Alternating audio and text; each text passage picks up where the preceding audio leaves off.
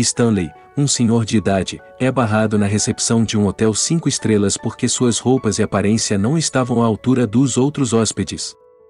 Mas quando finalmente pôde revelar sua identidade, ninguém acreditou na confusão que tinha sido armada. Dizem que a forma como tratamos as pessoas, principalmente as que não conhecemos, é a chave para identificarmos nossa índole se somos pessoas tão justas e inteligentes quanto achamos que somos.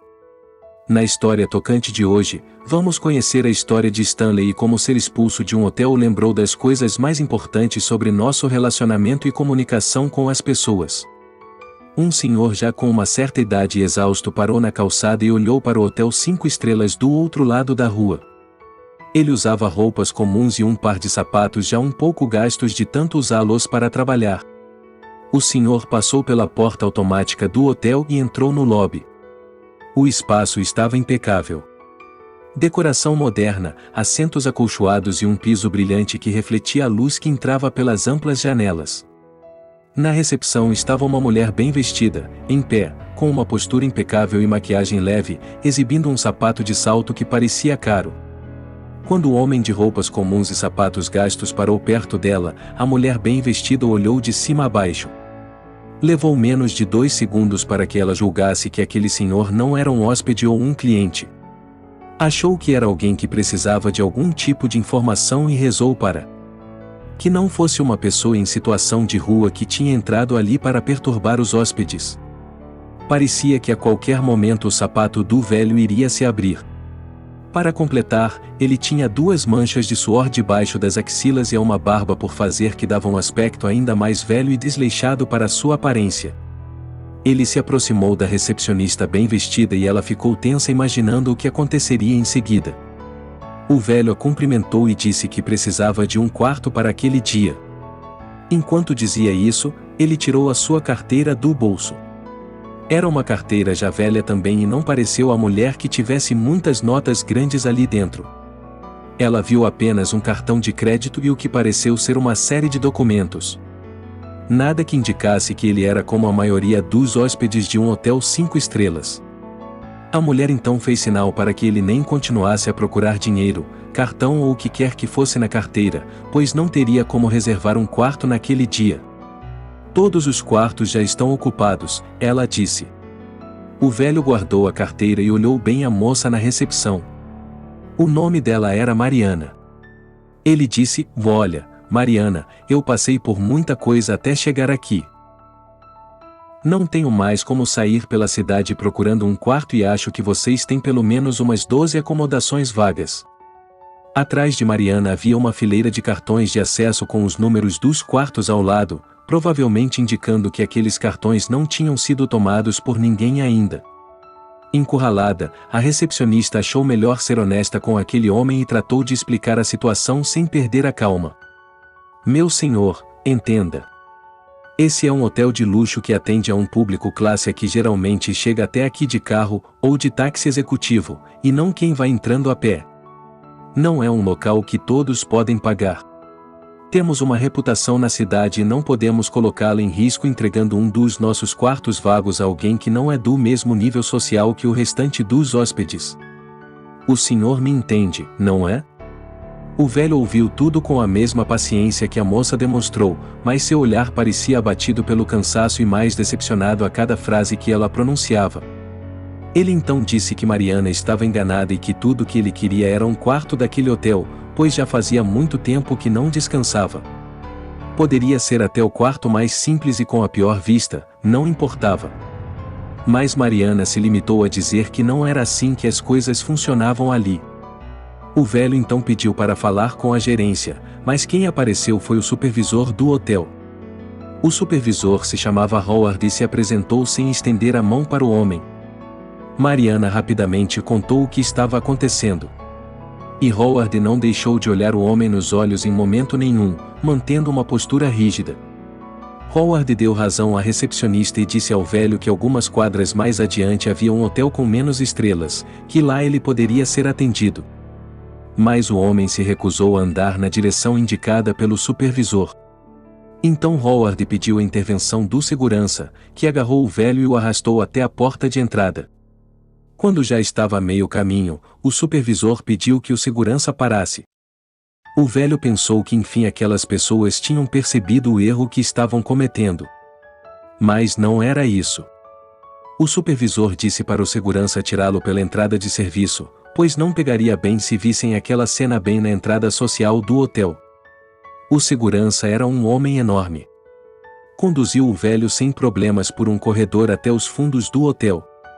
O velho protestava e dizia que estavam todos cometendo um erro e que queria falar com a gerência, mas o segurança só fazia o que o supervisor o mandou. Ao chegarem na área de serviço, deram de cara com Vera, que estava operando as máquinas de lavar roupas do hotel. Ao ver o segurança grandalhão usando tanta força contra um senhor de idade, ela disse para ele parar com aquilo. O segurança respeitava Vera, então soltou o homem. Para que agir assim? E por que ele está saindo aqui pelos fundos? Ela perguntou. É assim que tratamos as pessoas agora nessa empresa? O segurança disse que só estava cumprindo ordens, e que se ela não gostava daquilo que reclamasse com a supervisão. Vera disse que a área de serviço era responsabilidade dela e que ela ia cuidar do resto. O Brutamonte saiu dizendo que o velho era responsabilidade dela então, e ela que se virasse. Vera se aproximou do homem, se apresentou e perguntou o nome dele. Pode me chamar de Stanley, ele respondeu, fechando os olhos e levando a mão à cabeça. Vera prontamente tirou do bolso uma pílula branca e ofereceu a ele. Sua cabeça dói? Ela perguntou. Tome essa uma aspirina, você vai melhorar. O velho agradeceu e a mulher disse que seu turno já havia terminado. Agora estava esperando o marido vir buscá-la. Enquanto isso, uma dupla de camareiras apareceu na área de serviço e viram Vera com o homem, que além da idade um pouco avançada, das roupas simples, do sapato desgastado e da barba por fazer, estava agora todo amassado e descabelado. Elas não perderam tempo e provocaram a colega, dizendo que sabiam que o marido dela não era a coisa mais capacitada da terra, mas que trocá-lo por aquele homem ali no ambiente de trabalho já era demais, o fundo do poço. Ora, que engraçadas vocês duas, não? Vão trabalhar, vão. Vera respondeu. Stanley não ficou ofendido e até achou graça no atrevimento das camareiras, mas ele também notou que Vera ficou encabulada. As camareiras foram embora rindo e Stanley quis saber que comentário foi aquele sobre o marido dela não ser uma pessoa capacitada. Vera respirou fundo e começou a contar a história. Seu marido, Christian, agora era um deficiente físico depois de perder a perna num atropelamento. Um motorista avançou o sinal fechado e bateu com a dianteira do carro no corpo de Christian, que atravessava a rua. O acidente destroçou a sua perna. Ele foi atendido por um serviço de resgate e precisou ser encaminhado com urgência para o centro cirúrgico. Os médicos tentaram, mas sua perna não tinha salvação. Acabou amputada. É claro que Christian não ficou feliz com essa consequência do acidente, mas não se desesperou. Vera disse que apesar de tudo, ele estava grato por ter sobrevivido, e que acreditava que ainda teria um futuro promissor. A juventude de Christian havia sido difícil. Nunca conheceu o pai e a mãe morreu de câncer quando era adolescente. Passou muito tempo vivendo em uma casa de amparo. Terminou os estudos e começou a trabalhar. Conheceu Vera e com dificuldade juntaram seus rendimentos mensais para viverem juntos em uma casa muito pequena e simples na periferia da cidade. Eles não tinham filhos. Fora aquela modesta residência, a única posse de valor do casal era um carro popular que tinham comprado com 4 anos de muita economia e sacrifício. O marido usava o carro para trabalhar como motorista de aplicativo e naquele momento já devia estar chegando para pegar sua esposa no trabalho. Stanley acompanhou Vera até a saída da área de serviço, por onde o segurança queria enxotá-lo minutos atrás. Vera o convidou para conhecer o marido e a casa deles. Stanley não esperava por aquilo e ficou sem reação a princípio. Estava exausto e não tinha resolvido a situação no hotel ainda. Mas pensou que poderia ser uma boa conhecer melhor aquele casal e depois voltar. Quando Christian chegou, os dois entraram no carro e foram em direção à casa na periferia da cidade. O marido de Vera era mesmo um cara legal, sabia conversar e não estranhou a amizade repentina entre Stanley e Vera. Ele já estava acostumado com as amizades relâmpago que às vezes ocorriam entre uma corrida e outra com passageiros mais amigáveis. Para que Christian pudesse dirigir, o carro era adaptado para sua deficiência física. Durante todo o trajeto, Christian não reclamou da vida em momento algum, o que mantinha um ar de leveza entre os três. No máximo comentou que tinha uma dor na lombar, mas não sabia se era por causa do acidente ou porque passava o dia todo sentado dirigindo. Acho que preciso caminhar mais, ele disse brincando, e Stanley riu. Stanley percebeu que não se sentia tão solto e à vontade com alguém há anos. Ele conseguiu descansar na casa de Vera e Christian sem precisar deixar de conversar com os dois. As horas foram passando. Vera achou que aquele senhor de idade talvez não tivesse para onde ir e o convidou para passar a noite. Stanley aceitou e dormiu no antigo sofá na sala. No dia seguinte, Stanley se levantou e tentou arrumar os cabelos e a camisa usando as próprias mãos, recusando a oferta de Vera, que se prontificou em passar sua roupa. Stanley apenas pediu que Christian o deixasse de volta no hotel, já que Vera também iria para lá. E foi pela área de serviço que os dois entraram. Vera não contestou as ações do homem, mas temia que pudesse ser expulso novamente ou que coisa pior acontecesse, já que Howard, o supervisor, poderia querer chamar a polícia dessa vez.